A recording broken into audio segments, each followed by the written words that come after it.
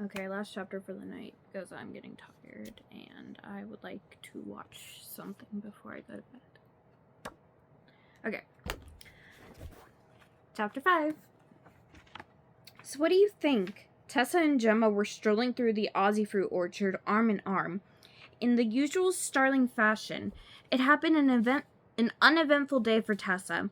She hadn't once been late to class, and she'd been fully prepared for each. Okay. And she'd been fully prepared for each. She had gone to the library to apologize to Lady Florida about missing independent study. Now it was just after dinner at Lightfall. Gemma had been chatting about going home for the time of Lumiere and how they would spend their time grooming the galliopes, taking care of the chickadoodles, the small winged creatures that couldn't fly, coaxing the fruit to grow. But Tessa was wondering exactly what her sister thought about the Lady Stella accusations. Earlier, she just assumed that Gemma agreed with her that Lady Stella was innocent, but something about Gemma's expression in the Lightning Lounge made her want to figure out for sure. I'm confused, Gemma answered. She stopped to twist an Aussie fruit from its stem, then bit into the sweet indigo-colored fruit. Bright juice dribbled down her chin, and Tessa used wish energy to wipe it off. I don't want to think Lady Stella's a bad person, but Cassie and Scarlet seem so sure. I mean, she did set up Ophelia and take Scarlet's place. She did set up Ophelia to take Scarlet's place. Well, I'm just sure she's doing everything in her power to help us in Starland, said Tessa. Maybe Ophelia made everything up about Lady Stella. Maybe she's star-crazed and just plain bit-batty. Gemma took another bite of the Aussie fruit. This time, juice squirted down her dress. Tessa gazed at her sister and felt an urge to protect her. She seemed so young, so inexperienced. She was only a first year. How could she go on a mission when each one seemed more dangerous than the last? You know, Gemma said thoughtfully, as if reading Oh my god, I am too tired for this. Gemma said thoughtfully, as if reading Tessa's mind. One of us could be chosen for the next mission. Tessa nodded. At least she had already been to Wish World to help Sage with her mission. But that had been the very first one. It seemed like light years had passed since then. Back then, Tessa had thought the journey was an adventure, nothing more, nothing less. If Sage doesn't manage to bring back wish energy, no big deal, she thought. There's always next time. But things had gone wrong on most of the missions, and the trip itself could be dangerous. Just thinking of how Leona's shooting star had burned out made Tessa shiver. What if Vega hadn't been able to strap her onto her own star? She'd have been lost in space. Tessa's star zap went off suddenly, interrupting her thoughts. But it wasn't only her device buzzing. Gemma's was going off too. And Tessa knew what that meant. They were getting the same holotext from Lady Stella, telling the Star Darlings to report to her office immediately. The sisters looked at each other. The next mission, they said in unison. Lady Stella's office was so quiet you could hear a pin drop. Tessa and Gemma were the last to arrive. They took the only empty seats left, on either side of Lady Stella. Tessa glanced around the oval table. Everyone wore serious expressions. The air seemed charged with excitement, and an undercurrent of anxiety swirled through the room. No one looked directly at Lady Stella. The headmistress moved gracefully toward the window. Oh my god, why does my hair keep doing that? Her long gown sweeping the floor, as if she had her back... Oh my god. As she had her back to the girls, why does my hair keep doing that? I'm about to put this up.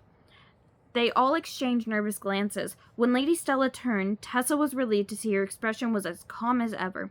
Star greetings, Lady Stella said warmly, letting her eyes linger on each girl for a moment. When she gazed at Tessa, Tessa felt her nervousness disappear like a puff of smoke. Cassie was next, and Lady Stella rested her gaze on her longer than the others. Tessa saw Cassie smile at the headmistress, an open, admiring smile. Even Scarlet was moved, pulling down the hood of her black sweatshirt to soak in more warmth. Lady Stella finally spoke. I must apologize to all of you. I've been so busy lately that I haven't spent enough time with any of you. The girls muttered their agreement. Cassie nodded eagerly. Tessa felt her shoulders relax. She hadn't even realized how tense she had been, worrying about Lady Stella and how the other Star Darlings felt about her. But now she felt so much brighter, she began to hope the next mission would be hers. "Now let us see the new wish orb," Lady Stella said, linking arms and talking softly to one another. Linking arms and talking softly to one another, the group headed through the secret door, down the ladder, and into the dimly lit tunnels. Nala! Oh my god, where's something to throw? Okay. Oh my god, this is really starting to fade. Damn. Okay. The group reached the wish cavern. Tessa blinked in the bright sunlight, once again wondering how the sun could shine so far underground. The glittering waterfall cascaded to the ground like a moonium sparkle showers, and the grass felt as soft as a cloud beneath her feet. She sighed happily. There was no evil plot spearheaded by Lady Stella. Tessa was sure of it. Maybe there wasn't a plot at all, just a random mix of mishaps. Tessa felt more relaxed than she had in a double star week, and it was the perfect frame of mind for a trip to Wishworld. Only 4 girls had yet to go on a mission. Behind her back, Tessa counted on her fingers. Me, Gemma, Clover, and Adora. One of us will be chosen. The girls grouped around the lush green platform and waited. Tessa squeezed between Gemma and Clover and took their hands. Then she leaned across Gemma to nod at Adora. All 4 girls leaned forward eagerly, hoping to see the wish orb as quickly as possible. "Now," said Lady Stella, and the platform noisily parted. 4 delicate wish orbs floated lazily into the air. 4? "Are we all going?" asked Gemma breathlessly. "What kind of mission would be perfect for all 4 of us?" But 3 of the orbs descended back into the platform as quietly as they had risen. "Guess not," said Gemma, sounding half glad, half disappointed. Tessa gave her a small smile. It would have been star-mazing to go together. The remaining wish orbs swung this way and that in the almost hypnotic manner. Tessa followed the motion, and with every arc, felt her sleepy mind wander a bit farther. If only she had